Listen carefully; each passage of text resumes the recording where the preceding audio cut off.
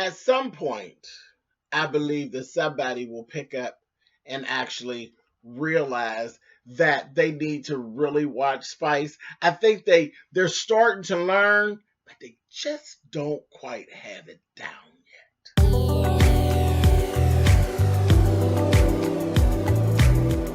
And I'm like, come on through, Cookie. I'm going up on my soapbox. That's basically it. Let's talk about drag and all its forms.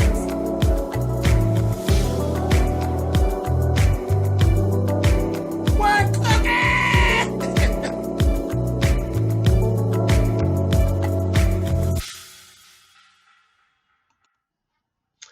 Hey guys, thanks so much for clicking on the video. This is my review for Love and Hip Hop Atlanta. This is season 8, episode 10.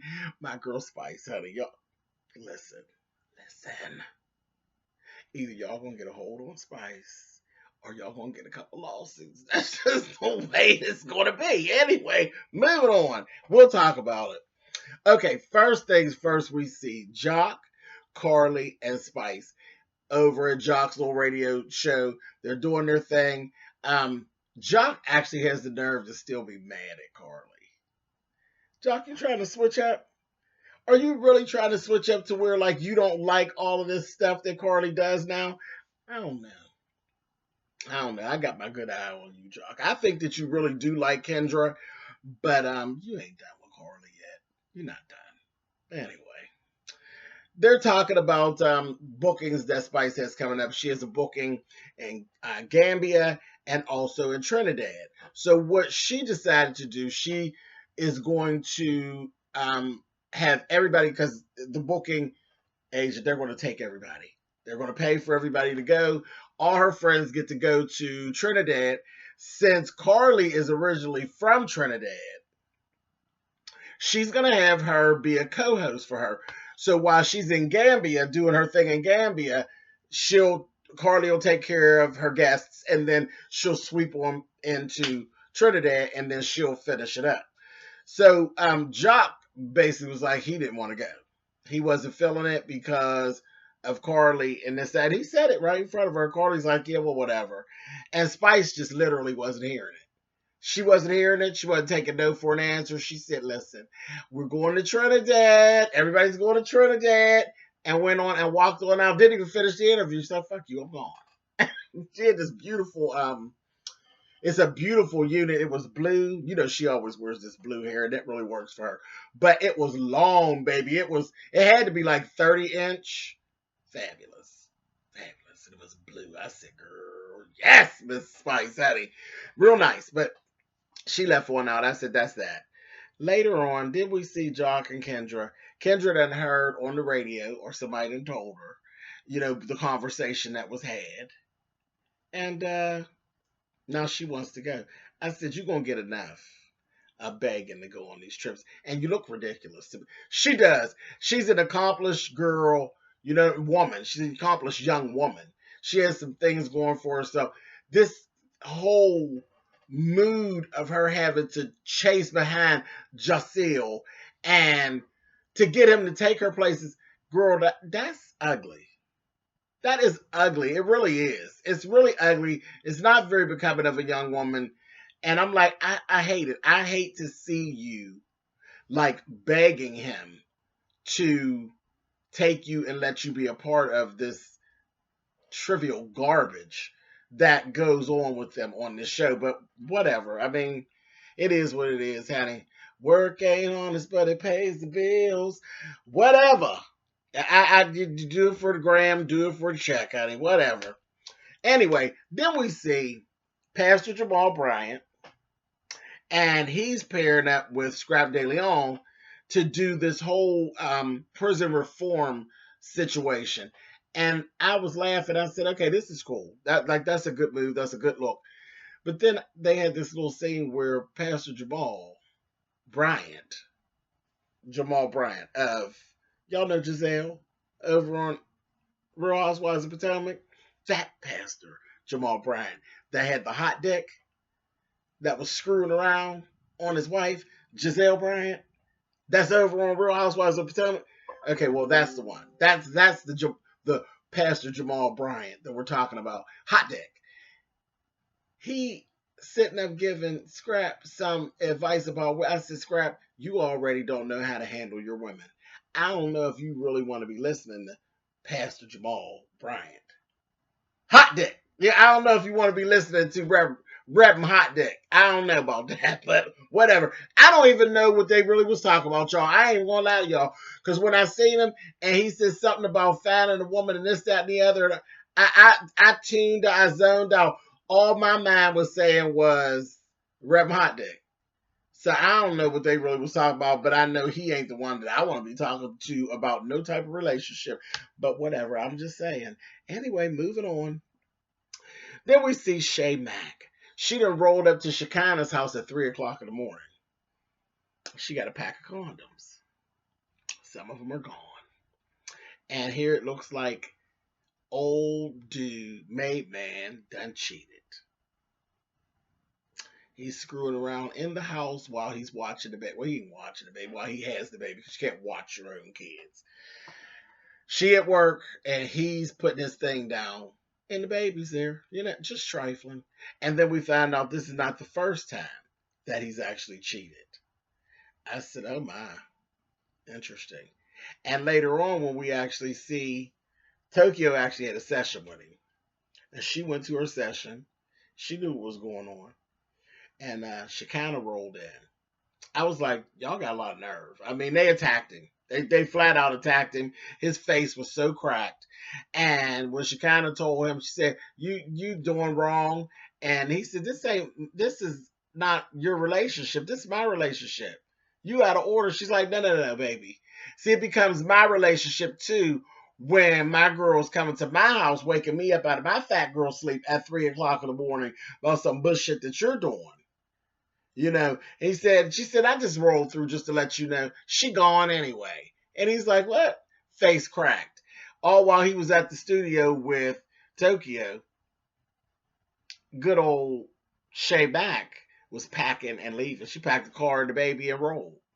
I said, oh, she told me, we'll see you in child support court, K-Poo.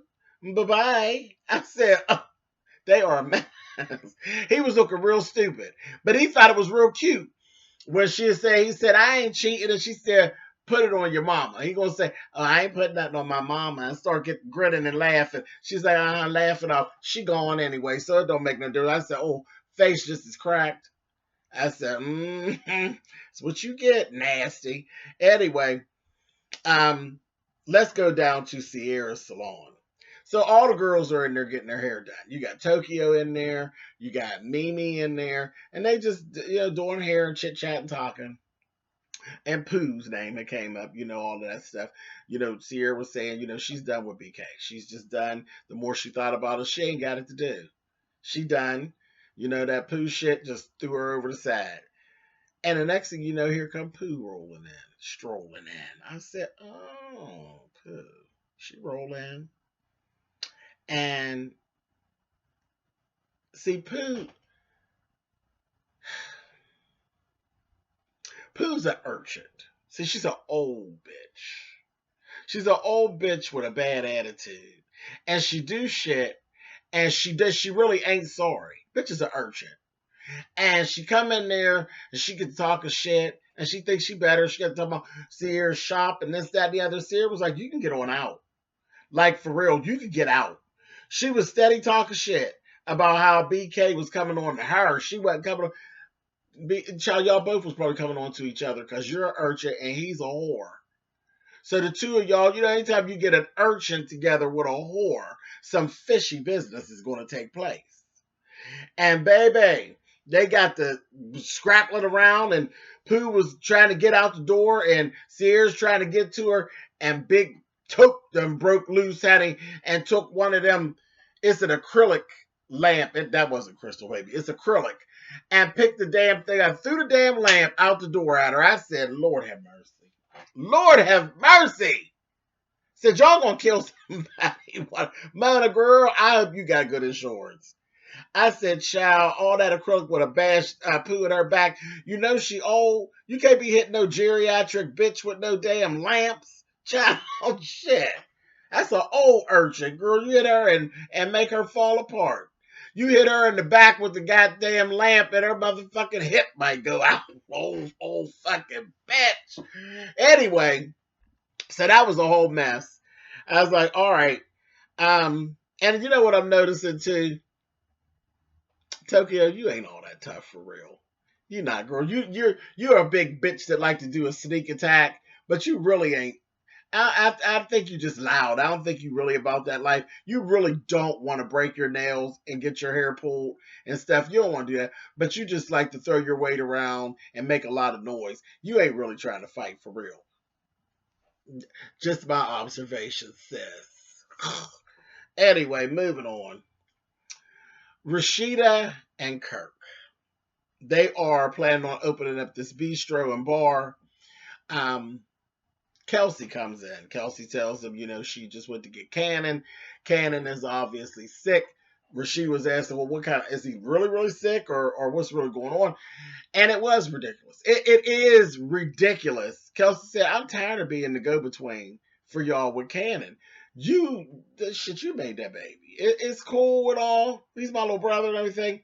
But you need to figure that out. Y'all need to figure out some communication. I ain't trying to be the in-between no more. Take care of your business. And she's right.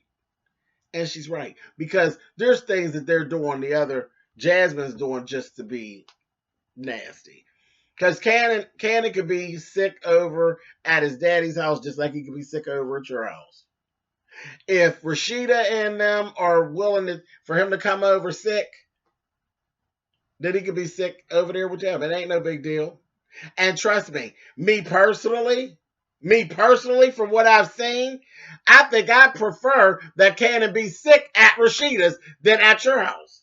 I trust Rashida. Rashida raised a couple of little crumb snatchers.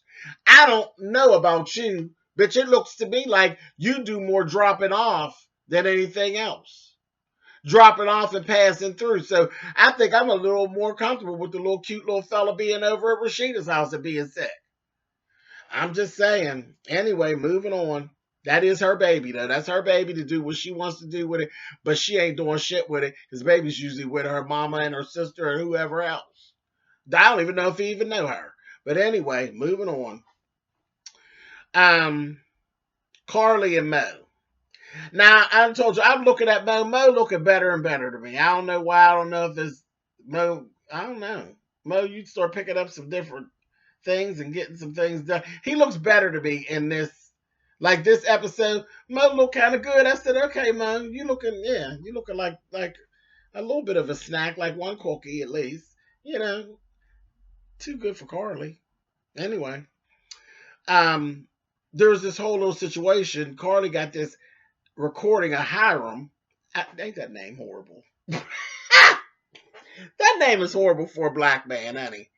It just doesn't go. Now, I understand someone of Indian descent being named Hiram, but of all of the names of an Indian descent that you could pick from, fucking Hiram? Really? I guess. Especially with your behavior, honey. You like a lot of. Never mind. Anyway, I'm moving on. His name is Hiram, honey. That's Pooh's husband. He's in this recording. Basically, he didn't say out of his mouth, him and Carly never slept together. He is just okaying what she's saying over the phone. And undoubtedly, when this recording was done, Carly's child, her daughter, was in the vicinity. The child knows Hiram and all of that. And we've seen later on that Hiram was like, I just said yes because I didn't want her child involved. Her child don't need to know what their mother's out doing. But yeah, I fucked the shit out of Carly. It's like, yeah, and literally, basically, you don't remember what Pooh said. He fucked the shit out of her. Literally. And she fucked up her sheets and she needs $750 because Carly done went down there and painted all over their house, Hattie. She done went down there and Picassoed their place. But anyway, nasty child, just trifling. Anyway, Mo was talking to her about a curfew for her because he's not going to go to Trinidad. Told her she go to Trinidad, she going to have a curfew, 2 a.m., and that she need to check in with him whenever she switched locations. I was like, no, Mo, That's some fuck shit. That's some fuck shit. And the thing is, Carly's an old whore. That's the old lady in the shoe. You think she don't know how to get it in? Boy, please, ain't no way you can keep up with that. She's the little old lady in the shoe, and trust me, baby, she knows what to do, honey. You just keep that in mind, Mo. You may just want to go on and cut your losses because you and Carly, I don't know, boo. You're a little too wet behind the ears still for Carly. But anyway, moving on.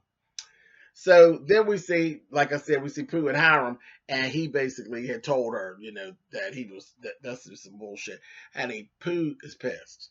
She's pissed, which means that because she got an invitation, Mimi then took and invited her. I said, Lord have mercy. They had to sit down, and Pooh's telling Mimi she's mad at her because she didn't stick up for her when she came down to Sierra's shop. Bitch, you was wrong. You were wrong, and ain't a real friend is not going to stick up for you and no fuck shit. You were wrong. She ain't no business sticking up for you. Then she be on the outs. Girl, get out of here. And then Mimi invites her to Trinidad. I'm like, why, Mimi? You gonna end up on the outs anyway, because ain't nobody tell you to bring this fucking urchin to Trinidad. You gonna ruin the goddamn trip by bringing a damn stingray on the trip. Oh Lord. Anyway, so that was that little thing. And after listening to her talk to Hiram was like, you be on some fuck shit. You and Carly be falling in and out, and y'all gonna be back, and then y'all gonna fall out, y'all be back. Just take your ass on the Trinidad. Go on. Go on and go. I said, Lord, she gonna start some shit down to the Trinidad. I can see it now. Anyway, then we had to sit down lastly with Tokyo, Sierra, Akbar, and Spice. Akbar's on some fuck shit. Now, she made up with Tokyo before Spice got in the room. She made up with Tokyo. It was like, oh, girl, I ain't got a problem with you. I ain't got a problem with you because I done told y'all already. Tokyo ain't about life. She ain't about that life. Anyway, so they made up. But then when Spice come in, her whole attitude switched. She being all nasty. That's some fat, jealous bullshit. That's all that is. Akbar, now you was okay with Tokyo. Because she another fat bitch. But I seen that envy all over her. And it's, and I represent for the big girls. I like, I'm down with the big girls. I live for the fluffy girls. But when there's insecurities involved, you already know what they are. I know what it looks like. And that's exactly what it is. Akbar is jealous of Spice. She's jealous. Her mood switched right over when Spice came in that room, and she just started going at Spice. I can't even say nothing. When Spice be wrong, I say it. I can't say nothing. Spice was being attacked from the door, and you could kind of see in her face like she wasn't expecting it, because Spice didn't like pop off like it was like, okay, I know I'm going here and do this, say that we gonna cut the fuck up. It wasn't one of them. Spice was like, whoa, hold that bitch, and she told her, I don't like that bitch shit. Don't call me no fucking bitch. Don't do that. I don't like it. And she has said, she said, well, why would you like snap out with me? You don't even know. She said, girl, was that one line you said when you said something about we were flew here and you grew here? And that damn Akbar, this was pretty good though. She said, girl, well, the truth is you did fly. And did you fly Delta? I said, oh, bitch. That was a read, honey. And you see Spice's face like, oh yeah, you got me, bitches. That's okay. That's all right. And Spice was still trying to be cool. And then she called her a bitch and she told her, listen, I don't play that bitch shit. I ain't with it. She continued on. Then she gonna say, hey, let me get with little mom real quick. Let me tell you something here, rude girl. And then she gonna start imitating and making fun of Spice's goddamn her accent. And I said, this ain't gonna go. Then we see Spice was taking her shoes off under the table, and the damn security seen it and start moving. I said, y'all getting it now? Now y'all getting it? Y'all understanding that it's a little harder to hold on to Spice because Spice can move, honey. And Akbar started getting her, and she gonna say, girl, let me tell you something, rude girl. You don't want no smoke with me. And Spice got to cussing her out, baby. And I said, I don't know if that was patois or what she was saying, but she was getting her together. And child, she went to leap up on that table, honey. I seen that foot hit that table. I said, Akbar got her fat ass out of there. Old tough girl. She took her bullet in her head and got the fuck on out of there. Now, Spice, I said it last week. You got to watch yourself with her. Watch yourself with her. The bitch got a bullet in her head now. You don't want to be hitting her upside her head. Just cuss her out. Call her a bunch of fat bitches. You know, do her like you did Tokyo when you first met Tokyo. Use your words on her because they're not going to let you get to her. Mona is not going to fuck up her coin like that. And I don't want to see you get no body. So I'm telling you, this is your time to use your words. Because, baby, last season when you first met Tokyo, you gave Tokyo the motherfucking business. And that's what you need to do to Akbar. Just take Akbar and just slay her with your words. Go do a diss track.